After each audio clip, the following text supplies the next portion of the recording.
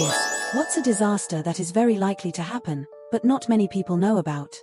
U/mild or WILD65 responded. The ocean fisheries will collapse. Yesterday's trash species are today's featured catch of the day, will be tomorrow's memory. Harvesting is occurring at unsustainable rates while environmental degradation is steadily reducing habitat and forage ranges. For many people in developed nations, fish is one option, among many, for protein. For most people in developing nations, it is the cheapest and most accessible option. When it's gone, there will be catastrophic sociopolitical and economic upheavals. U/Stuli responded. Amok, Atlantic meridional overturning circulation, slowing halting. Melting of northern latitude glacier are effectively hosing the North Atlantic Ocean with cold fresh water, disrupting the global conveyor belt in the ocean which redistributes heat across the planet. If AMOC slows enough, which we're looking at happening within decades, not centuries, global weather patterns will shift entirely, Western Europe will freeze, the southern hemisphere will retain much more heat, sea level rise will increase significantly, the oceans will lose some of their capacity to sequester CO2 which in turn increases atmospheric warming, melting of glacier, etc. generating a positive feedback loop. We really don't want AMOC to stop lol. U/G4 Beacon responded. Antibiotic resistance and the emergence not only of superbugs, but pan-drug-resistant bacteria. Reports say that by year 2050, deaths by infections caused by superbugs will be one of the leading causes of mortality. Regrettably, bacteria are evolving faster than we can develop new antibiotics, and the indiscriminate use of antibiotics in the dairy and poultry industries is only worsening the situation. Perhaps not as big as a natural disaster, but horrifying nonetheless. ETA, this kind of blew up before I noticed. I wish to correct myself, as some people have pointed out, the real issue is the speed at which we are developing new antibiotics and the willingness to develop them. Other drugs are more profitable, e.g. chemotherapy. Let us hope that new development in phage therapies or new antibiotics will be available before it is too late. U/buttons_McBoomBoom responded. Deep fakes. You may think you can tell the difference now, but as it gets more sophisticated you're not going to be any better at identifying it than your grandparents. What will the world be like when we can't trust anything we see or hear? What will happen when anyone can make a video of you saying anything they want or deny the terrible things they are doing by simply saying it is a seek fake of them? I sincerely believe the consequences will be the end of humanity as we know it. U/Arafton responded. I'm not sure if this counts as a disaster. Folks have known for a while that in the coming decades Florida's municipal freshwater infrastructure will fail due to saltwater intrusion. It's already started in certain places and large metros like Miami are trying to curb it. TLDR, the bedrock under Florida is porous. Salt water gets into it from below, fresh water fills it from above.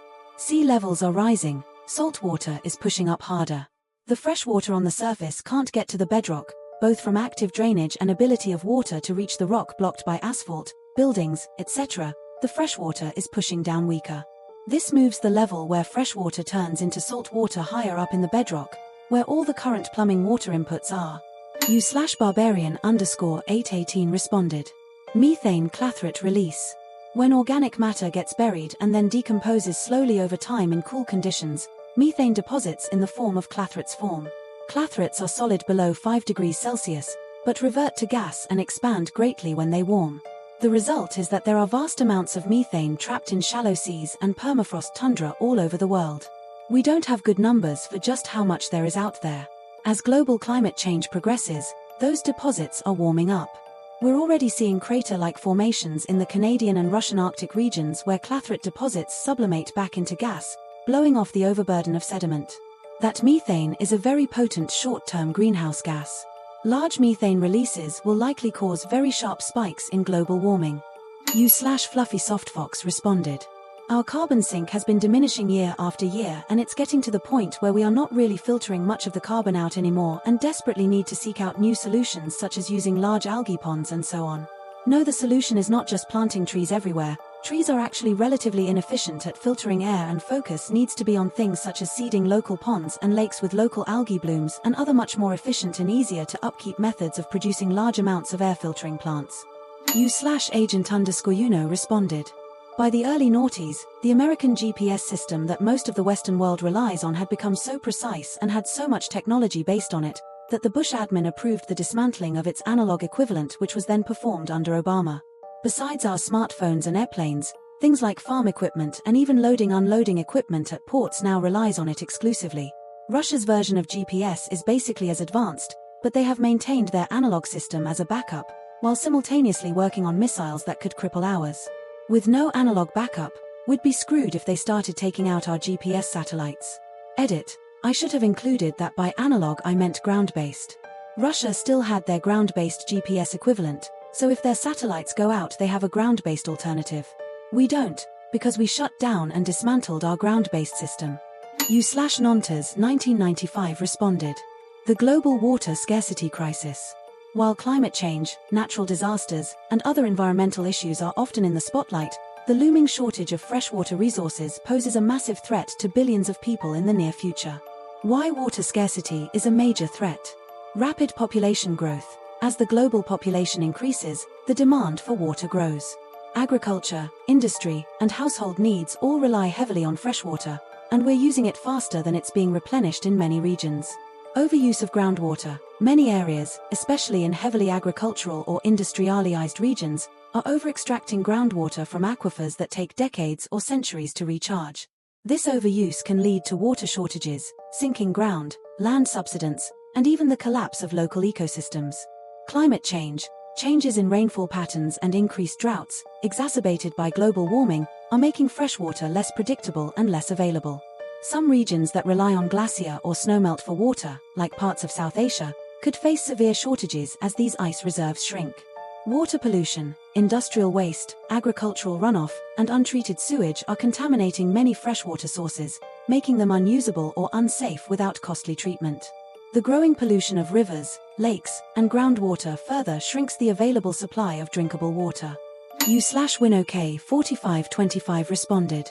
World War III. People don't realize how close we are right now. NATO literally has 800,000 troops across the border with Russia. All of Europe is currently being staged and prepped to begin massive imports of men and equipment from northern seaports to Russian front lines. The US logistics is in full swing right now, preparing for war and shaping Europe into a superhighway to support a massive war effort. North Korea sending troops to Ukraine and cutting diplomatic ties with the South. Iran and Israel going at it. China has been increasing its harassment and rhetoric towards Taiwan and is inching closer to supplying military aid and support to Russia. China also has a defense pact with North Korea. If war breaks out between North and South and China honors its pact with North Korea, the US will also then be involved to defend South Korea. Russia and North Korea also have an Article 5 type agreement. So basically it's a Mexican standoff between all the world's biggest and most powerful countries. Once one country flinches, it's all going off. The world is a super dry tinderbox right now, and your drunk uncle is smoking next to it carelessly. The world has spent the last 50+ years building up its military and alliances for this exact situation. U/is_Kuma_Liam77 responded. The Cascadia subduction zone in the Pacific Northwest would probably be my top choice. Scientists know that not only did it cause massive earthquakes in the past, but that it has also been dormant for over 3 centuries now. In other words, it is ripe for a major eruption any day now, and it's not a matter of if it will happen, but when it will happen. Of course, even while having this knowledge for decades now, the government has done little to nothing in terms of preparation and trying to make structures more earthquake resistant in that area, so when it does hit, the level of destruction is going to be massive.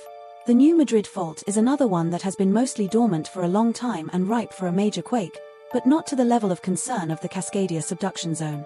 U/Seattle Hepcat responded. I'll get downvoted by all of the Pollyannas out there, but the biggest risk is not to any one of these things happening, but to multiple things happening at once. There is a thin veneer of society overlaid on top of our most base instincts. It would only take an intersection of 2 or 3 major things to push society over the edge. We almost saw it in the US during the pandemic, when in addition to COVID there was a lot of civil unrest, aka BLM protests. People lost their shit over the smallest things. All the bubbas were going down with their R's to protect the sport clips in my neighborhood, shit like that. It could have easily gone really bad. All we needed was an earthquake or volcano or some other major natural disaster and all hell would have broken loose. U/Pass the shaving cream responded. Cities and towns losing residents due to muggy and hot weather. Live in Sydney currently, and it's been really humid the last month. It's almost summer here and it's looking like another extremely hot, humid and muggy summer. This lasts for about 7 months of the year. I can definitely see people leaving in droves.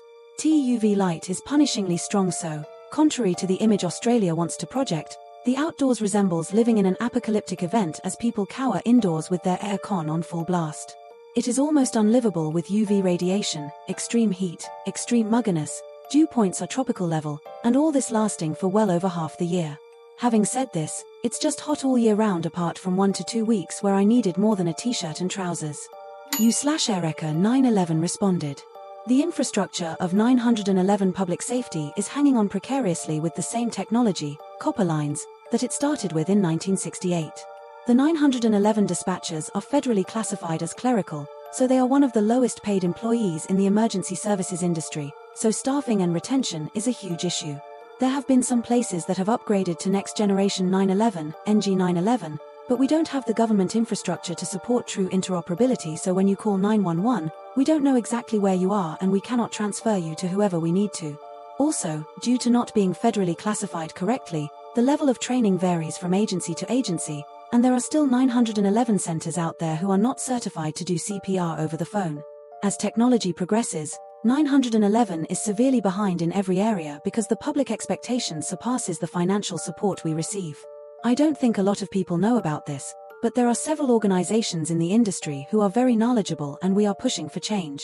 Because most people don't think about 911 until they have to call them, and most people only call 911 once in their lifetime. 911 needs help. ETA, most people don't think we should be classified as first responders because we are safe inside. However, there are more studies being done that show we suffer from PTSD. I personally know 2 who have committed suicide due to the stress of this job. I think there could be a medium risk class in between low risk and high risk. If they want to at least move us beyond the secretary label and below the first responder, we are okay with that. U/Jarvis 4501 responded. A significant but underappreciated disaster is the depletion of groundwater reserves in major agricultural regions, leading to widespread food shortages. Many of the world's key food-producing areas, like parts of the US, India, and China, rely heavily on groundwater for irrigation. However, over-extraction, combined with climate change and drought, is causing these reserves to run dry much faster than they can naturally replenish. When this happens, crop yields could plummet, leading to a global food crisis that could trigger mass migrations, economic collapse in affected regions, and social unrest. Unlike other disasters, this is a slow-moving crisis, so it's often overlooked, but the long-term consequences would be catastrophic. Thanks for watching, everyone. Like and subscribe for more videos like this one. If you enjoyed this video and want to dive even deeper into our community, consider becoming a channel member. Members get exclusive perks like early access to videos, custom emojis, shoutouts, etc., and it's a great way to support the channel so I can keep bringing you the content you love.